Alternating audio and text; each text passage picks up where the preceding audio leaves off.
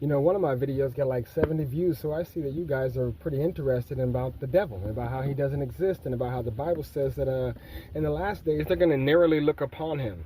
And if you're a religious person, you know, if you're like me, you question, how do you narrowly look upon the devil? Like, you mentally get an image of you sitting up so high and looking down like, damn, that little motherfucker is really what caused the whole world to tremble? Yeah, how do you do that? Well, the best way to do that is you've got to be able to picture it in your mind now.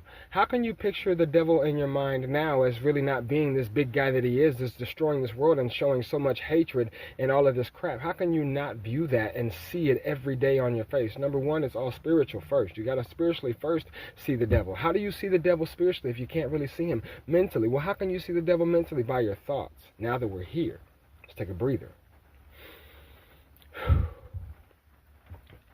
The devil exists in your thoughts. And the only reason he exists in your thoughts is because you allow him to exist in your flesh. Let's start with the thoughts. To do or not to do. To go punch the man in the face or to not, because he said that you are a bigot and you're an asshole. I don't know if I can say that, but you're all of this and you're all of that. So you go punch him because now he's just incited a rage and an anger or an emotion inside that you don't really know what to classify, but you were told that it was anger and rage and you were supposed to release that shit somewhere in a way that could harm another person. Those thoughts back and forth are thoughts of the flesh.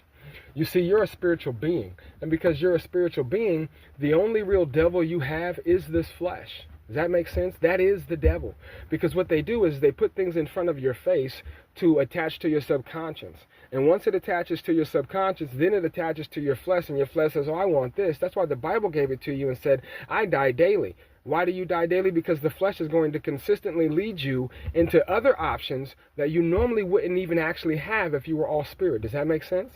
If you were all spirit, everything would be love because that's all that you are. You can only experience what's less of you because of this flesh. And in this flesh is what gives you choices. That's what your free will is to really choose what your heart feels, that gut feeling, or to go with the flesh that goes with what it currently sees in that situation.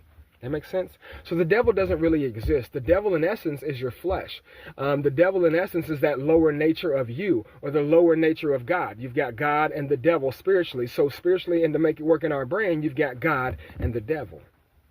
You got to kill the devil. He's not as strong as you think, right? Because this is what's causing you to want to think to do wrong. I know this is going to sound crazy, but I'm going to give it to you really quickly. Those people who do things wrong with the kids, they've got something mentally wrong with them because they look at the flesh and say, this is what the flesh wants, but the spirit knows it's wrong. You know, everybody has that except for the bots and the NPCs. So just know that this is the devil. The devil made me do it.